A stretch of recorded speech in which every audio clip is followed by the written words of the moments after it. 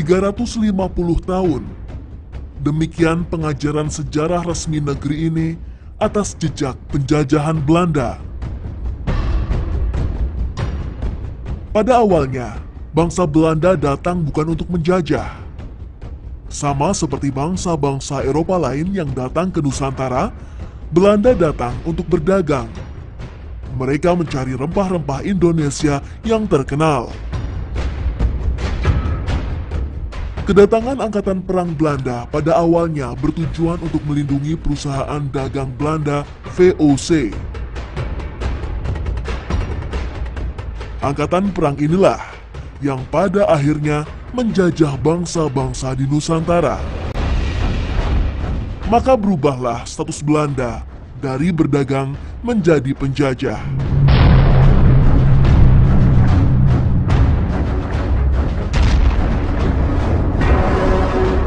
Peristiwa demi peristiwa terjadi, berabad-abad Belanda menindas dan mengeruk kekayaan Nusantara, meninggalkan luka sejarah yang tak bisa dilupakan.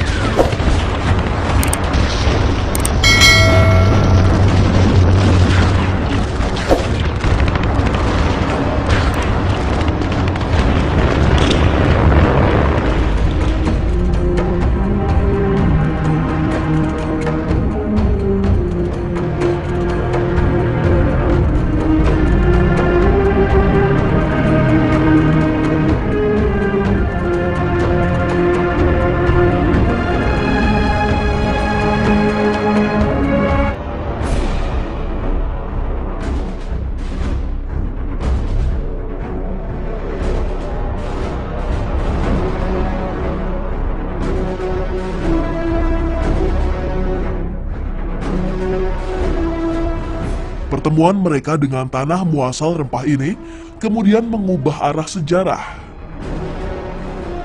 Keserakahan menjadikan bangsa-bangsa Eropa tidak lebih dari penjajah. Penjajahan yang melupakan nilai-nilai peradaban, penjajahan yang tidak berperi kemanusiaan dan peri keadilan. Kedatangan Portugis dan Spanyol menjadi provokator yang memantik dan membakar perseteruan raja-raja penguasa wilayah di Kepulauan Maluku. Perang terjadi berulang kali di antara kedua bangsa Eropa dan masing-masing sekutu mereka.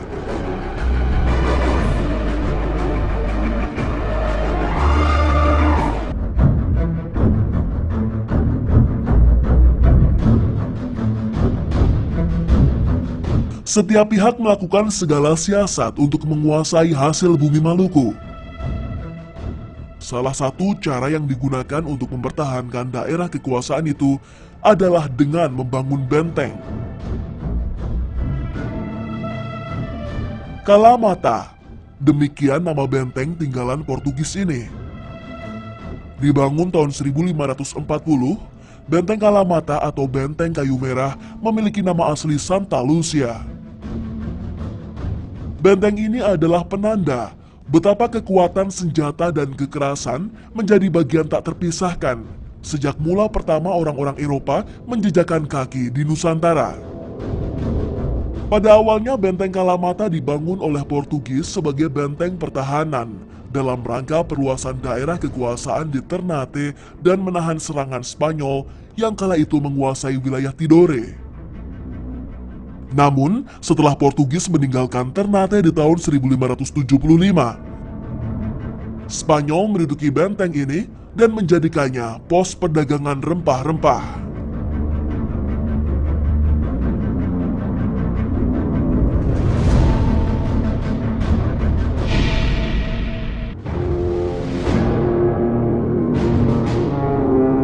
Pada masa awal keberadaan Portugis dan Spanyol di Kepulauan Maluku, Belanda belum lagi memegang kunci penguasaan rempah Nusantara.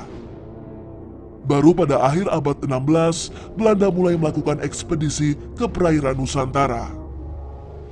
Ekspedisi armada Belanda berpedoman pada buku Itinerario Near Oost of the Portugals Indiën yang dikarang Jan Huygen van Linschoten.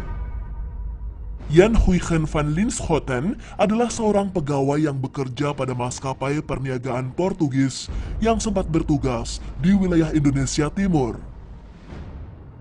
2 April tahun 1595, Cornelis de Houtman memimpin ekspedisi bangsa Belanda yang pertama kali menuju Nusantara.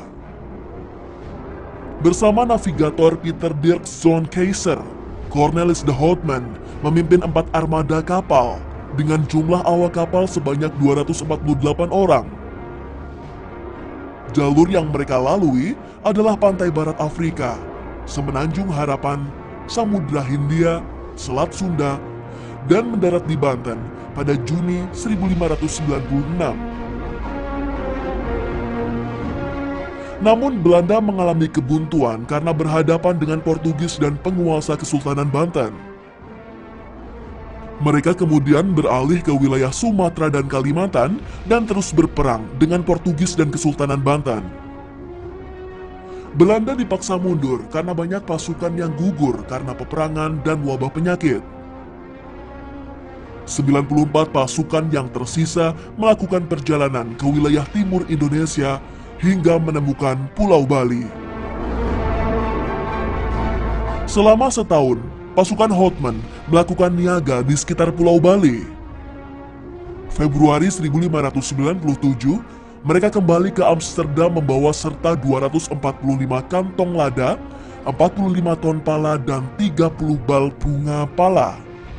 Walaupun jumlah tersebut tak sebanding nyawa yang hilang, namun perjalanan Houtman dianggap berhasil lantaran menguntungkan perdagangan hingga bernilai 800.000 gulden.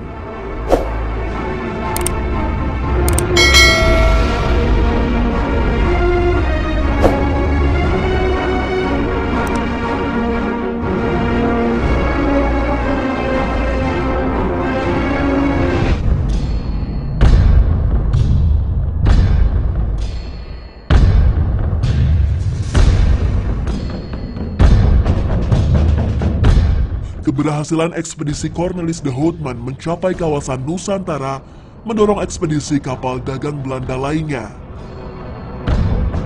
Namun persaingan antara saudagar Belanda dalam memperebutkan rempah-rempah Nusantara memicu perseteruan dan perselisihan. Bukan saja dengan bangsa-bangsa Eropa lainnya, namun juga dengan sesama orang Belanda sendiri.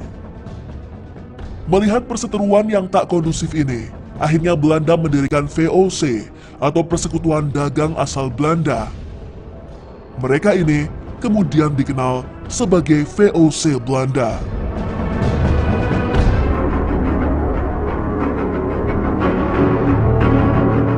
Dengan kekuatan armada dagang dan pasukannya, VOC kemudian tumbuh menjadi raksasa tak terkalahkan di Nusantara.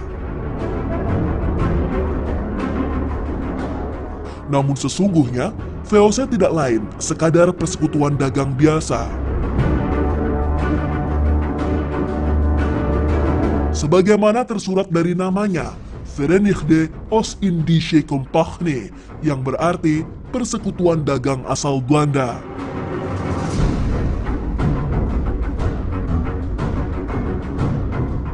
Kompani adalah penyebutan awam untuk VOC yang berdiri pada 20 Maret 1602. Kantor pusat VOC berada di Amsterdam, Belanda, dengan wilayah operasi dan kemudian memegang hak monopoli perdagangan di wilayah Hindia Timur, termasuk Nusantara.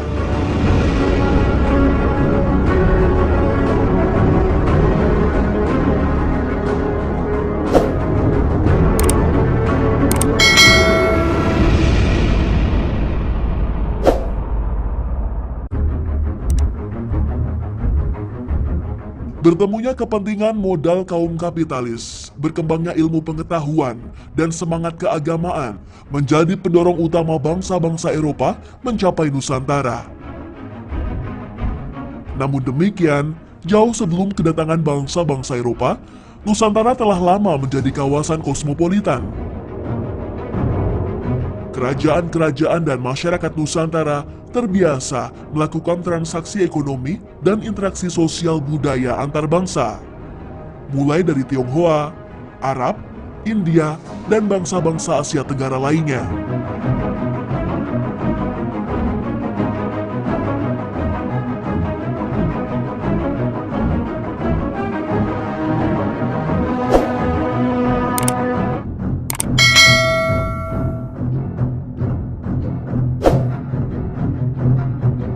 Catatan panjang peristiwa-peristiwa pahit persaingan politik mengajarkan para pedagang Eropa itu untuk membagi dan mengkapling-kaplingkan wilayah Nusantara untuk kepentingan masing-masing.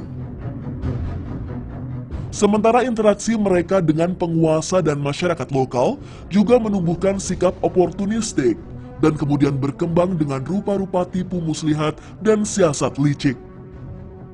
Setelah VOC berdiri, para pedagang Belanda memiliki kekuatan besar untuk memaksa kehendak kepada penguasa dan masyarakat lokal Nusantara.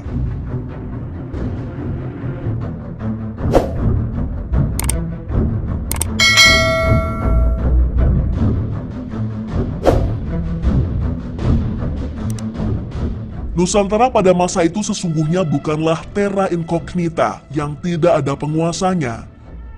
Kerajaan-kerajaan lokal ada di berbagai tempat dengan pemerintahan yang berdaulat di wilayah masing-masing.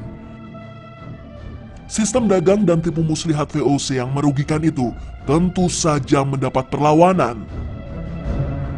Perlawanan yang berujung kekalahan karena perpecahan dan adu domba Belanda terhadap kaum pribumi Nusantara.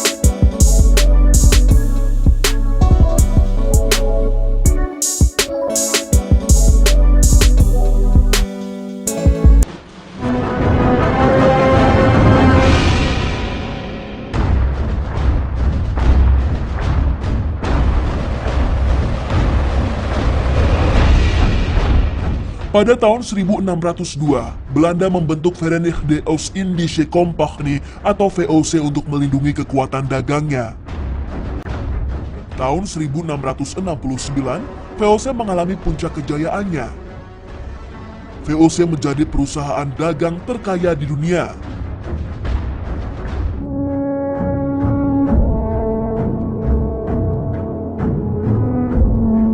Setelah VOC bangkrut, aset-aset VOC diserahkan kepada pemerintahan Hindia Belanda.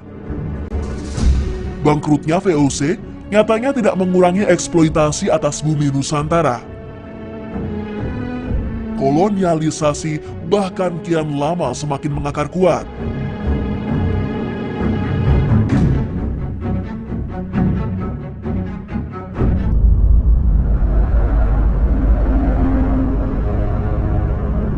Sesudah VOC bubar, pemerintah Hindia Belanda menerapkan aturan tanam paksa atau Kulturstelsel di Nusantara.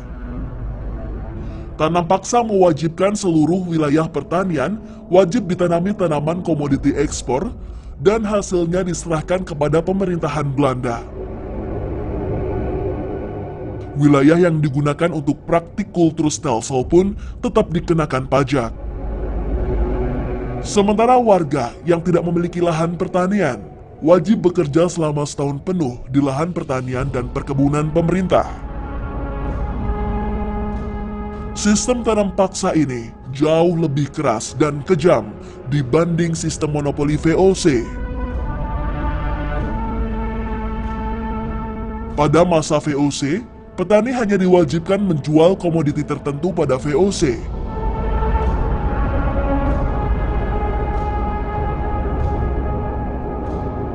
Sementara pada masa tanam paksa, pribumi Nusantara harus menanam tanaman tertentu dan sekaligus menjualnya dengan harga yang ditetapkan pemerintah. Sistem kejam tanam paksa inilah yang memberikan bertumpuk-tumpuk kekayaan dan kemudian membawa zaman keemasan kolonialis liberal Hindia Belanda pada 1835 hingga 1940. Sementara itu, jauh di bawah sorot lampu keemasan pemerintahan kolonial Hindia Belanda, rakyat pribumi Nusantara hidup dalam realitas perih kenyataan. Menjadi kaum tindasan dari para penjajah tidak lain adalah seburuk-buruknya nasib dalam kemalangan.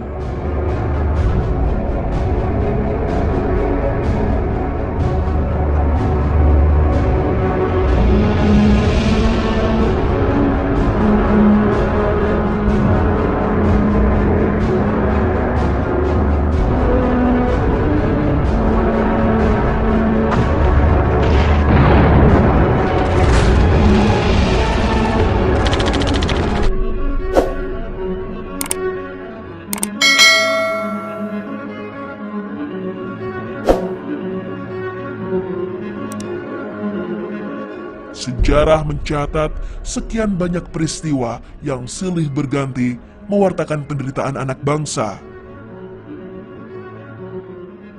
Sampai perlawanan dan perjuangan dikobarkan demi tegaknya kebenaran dan keadilan. Untuk meraih kemerdekaan sebagai jembatan emas terciptanya masyarakat yang adil dan makmur dan sejahtera bagi seluruh rakyat Indonesia.